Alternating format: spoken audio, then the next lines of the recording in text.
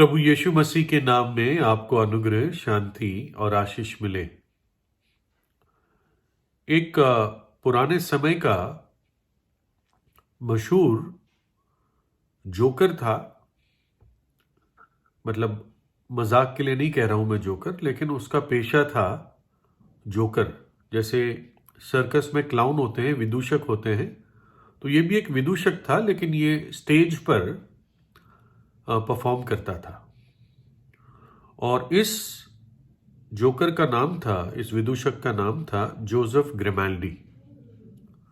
तो ये विशेष टाइप के होते हैं, ये गीत भी गाते हैं, एक्टिंग भी करते हैं और जोकरी भी करते हैं। और ये लंदन में था।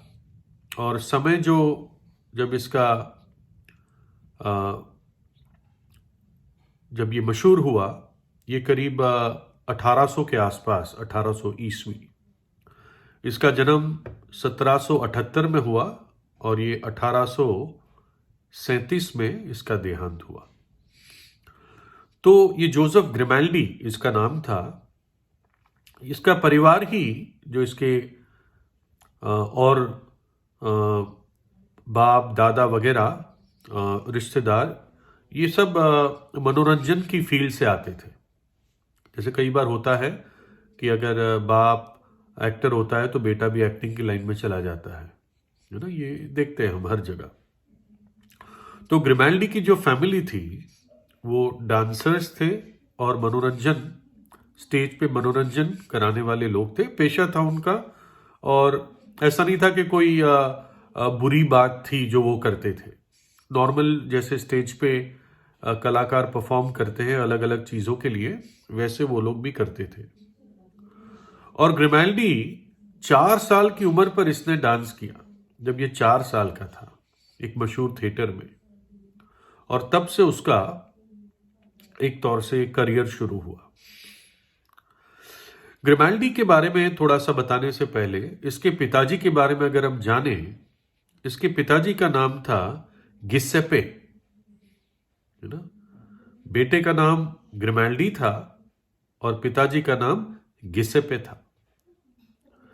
अब गिसेप्पे ये किसी और जगह से, इंग्लैंड के, ये लंदन में 1760 ईस्वी में आया। और इसका जो प्रोफेशन था, पेशा था, ये एक दांतों का डॉक्टर था, डेंटिस्ट था।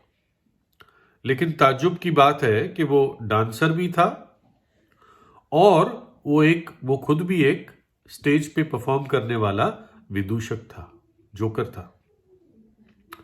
लेकिन उसका बेटा उससे बहुत आगे निकला। ग्रिमाल्डी बहुत मशहूर जोकर बना। इनफैक्ट जो ग्रिमाल्डी का पहला नाम जोसेफ था, इस जोसेफ को शॉर्ट फॉर्म में जोई बोलते हैं।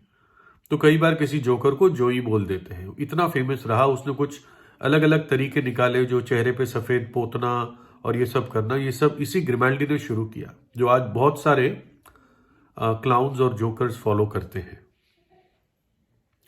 तो मैं उसके पिताजी की बात बता रहा था, जिसका नाम था गिसेप्पे।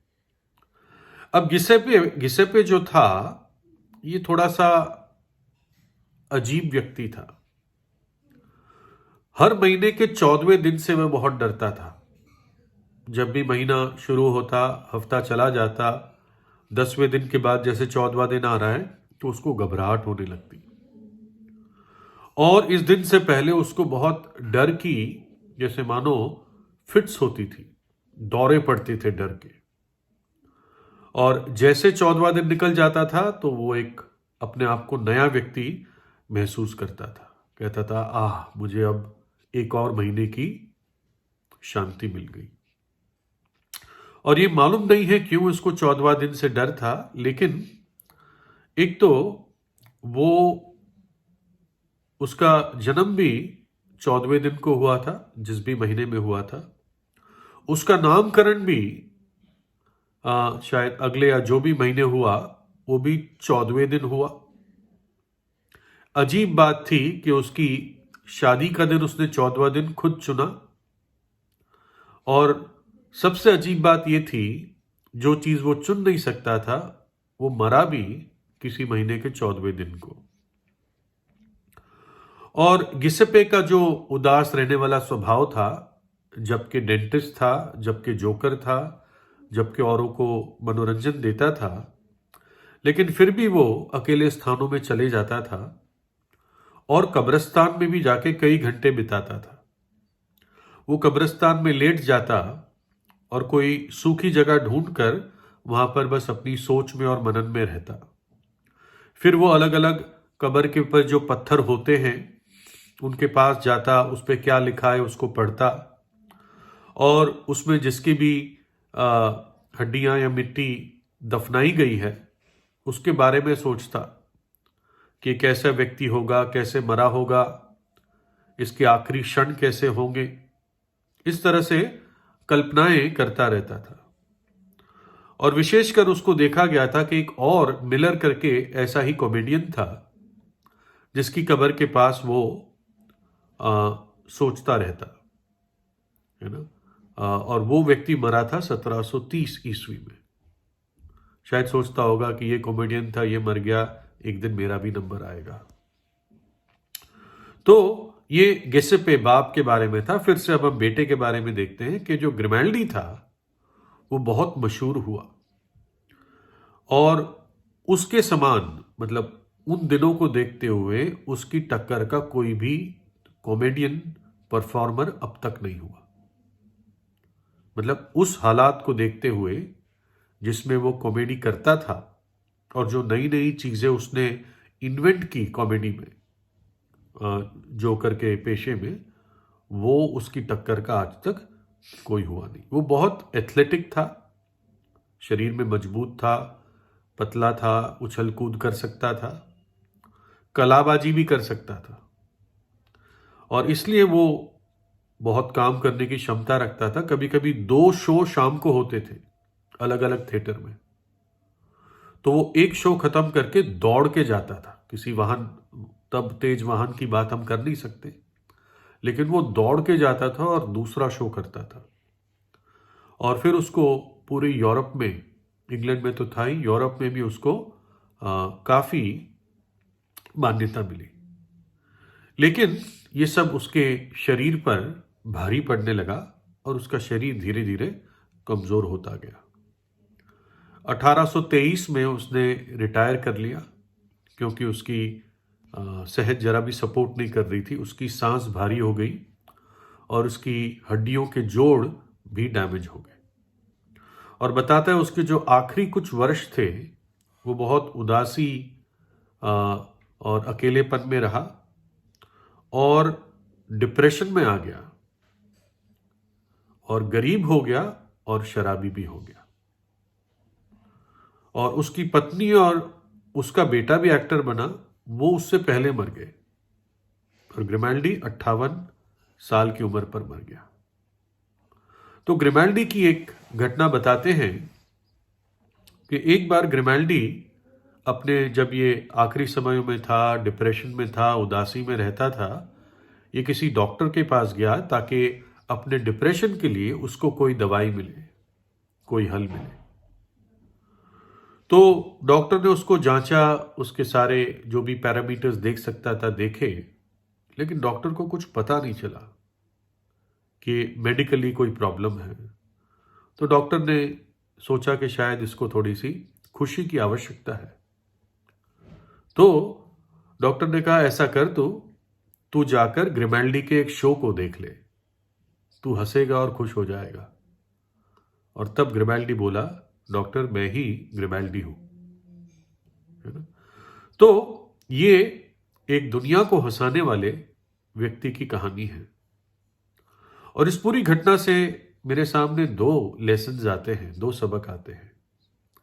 पहला तो कैसे एक बेटा अपने बाप की समानता में पैदा होता है, ठीक है ना। और बाइबल इसके बारे में हजारों साल पहले बता चुकी है। देखिए, जब परमेश्वर ने मनुष्य को बनाया, लिखा है तब परमेश्वर ने मनुष्य को अपने स्वरूप के अनुसार उत्पन्न किया, अपने ही स्वरूप के अनुसार परमेश्वर ने उसको उत्पन्न किया, नर और नारी करके उसने मनुष्य की सृष्टि की। जब परमेश्वर ने मनुष्य को बनाया, मनुष्य को पाप रहित बनाया और वो परमेश्वर की समानता में था। पुरुष भी वैसा था, स्त्री भी वैसी थी। लेकिन क्या हुआ? मनुष्य ने परमेश्वर की आज्ञा को तोड़ा और पाप इस संसार में आया और पाप के कारण श्राप और मृत्यु और दुख और दर्द इस दुनिया में आया। और फिर जब आदम, जो हमारा सबसे पहला पिता है, उसका एक बेटा पैदा हुआ, उस जिसका नाम सेत था, तो उसके बारे में क्या लिखा है? जब आदम 130 वर्ष का हुआ, तब उसके द्वारा उसकी समानता में उसी के स्वरूप के अनुसार एक पुत्र उत्पन्न हुआ, तो उसका नाम सेत रखा। अब देखिए, पवित्र आत्मा ये लिखता है, आदम की समानता में, उसी के स्वरूप में। ये क्यों लिखा गया? ताकि हमें समझ में आए कि सेत जो पैदा हुआ वो भी पाप का स्वभाव लेकर पैदा हुआ। परमेश्वर ने तो आदम को पाप रहित बनाया था, लेकिन उसने पाप किया। तो जो डीएनए अब आदम में आ गया था, अनाज्ञाकारिता का, पाप का, बलवा का, वही डीएनए सेत में पहुंचा, है ना? और इसलिए इस बात को हमें समझना है कि हम पापी क्यों हैं। हम पापी इसलिए नहीं क्योंकि हम पाप करते हैं, हम पापी इसलिए क्योंकि हम जन्म से पापी हैं। पाप जो करते हैं ये तो उसके सिम्टम्स हैं, है ना? और इसलिए हमें सहायता की जरूरत है कि ना केवल हम पाप करना बंद करें, परंतु हमें पापों की क्षमा भी मिले। दूसरा जो सबक मिलता है कि मनुष्य अपने आप, अपने अंदर शांति और आनंद नहीं पा सकता। सेंट ऑगस्टीन की बात याद आती है, जो कहता है परमेश्वर के लिए कि since you have created us for thyself, we cannot have rest till our hearts rest in thee. क्योंकि तूने हमें अपने लिए बनाया है, हम तब तक विश्राम नहीं पा सकते, हमारे हृदय तब तक विश्राम नहीं पा सकते जब तक तुझमें विश्राम ना पाए। तो मनुष्य के अंदर शांति और आनंद का कोई आशा नहीं है, स्रोत नहीं है। चीजों से, पैसों से, शान से, नाम से या घृणित कामों से, पापमय सुख से मनुष्य कभी भी संतुष्ट नहीं हो सकता। अंदर से दुखी है। वो मुस्कुरा सकता है, हंस सकता है, औरों को हंसा सकता है, लेकिन उदासी उसको सताती रहती है। बाइबल में लिखा है, हंसी के समय भी मन उदास होता है और आनंद के अंत में शोक होता है। हंसी के समय भी मन उदास होता है और आनंद के अंत में शोक होता है। जो स्क्रीन्स पर और फोन्स पर हंसते खिलते चेहरे दिखते हैं, मैं ये नहीं कह रहा हूं लोग खुश नहीं रहते, लेकिन ये सारी सच्चाई नहीं है जो स्क्रीन पे 3 मिनट या 2 मिनट या 5 सेकंड का ऐड दिखाते हैं, है ना? ऐसा नहीं है कि वो लोग बहुत खुश है, सेलिब्रिटीज बहुत खुश है, ऐसा नहीं है ना? कई बार बहुत डिप्रेस्ड होते हैं, इसलिए वो ड्रग्स में भी चले जाते हैं, है ना? मनुष्य के अंदर शांति और आनंद का कोई भी हल नहीं है, कोई भी स्रोत नहीं है। प्रभु यीशु मसीह ने 2 मुख्य बातें कही। मैं तुम्हें शांति दिए जाता हूं, अपनी शांति तुम्हें देता हूं, जैसे संसार देता है मैं तुम्हें नहीं देता। तुम्हारा मन ना घबराए और ना डरे। संसार की शांति नहीं, मैं अपनी शांति तुम्हें देता हूं। दूसरा, प्रभु यीशु ने कहा, मैंने ये बातें तुमसे इसलिए कही कि मेरा आनंद तुम में बना रहे और तुम्हारा आनंद पूरा हो जाए। मेरा आनंद तुम में बना रहे। एक जगह परमेश्वर का दास पौलुस प्रेरित कहता है, प्रभु में आनंदित रहो, मैं फिर कहता हूं आनंदित रहो। तो शांति और आनंद की प्रतिज्ञा प्रभु यीशु देता है। देखिए, पाप ही बेचैनी लाता है, पाप ही अशांति लाता है, और प्रभु यीशु मसीह इस पाप को दूर करने के लिए आया आपके जीवन से। और इसलिए जब पाप दूर होगा, जब पाप क्षमा होगा, जब पाप प्रभु यीशु के लहू से धुल जाएगा, तो बेचैनी भी चली जाएगी, बेचैनी दूर हो जाएगी, अद्भुत शांति परमेश्वर की आपके हृदय में भर जाएगी।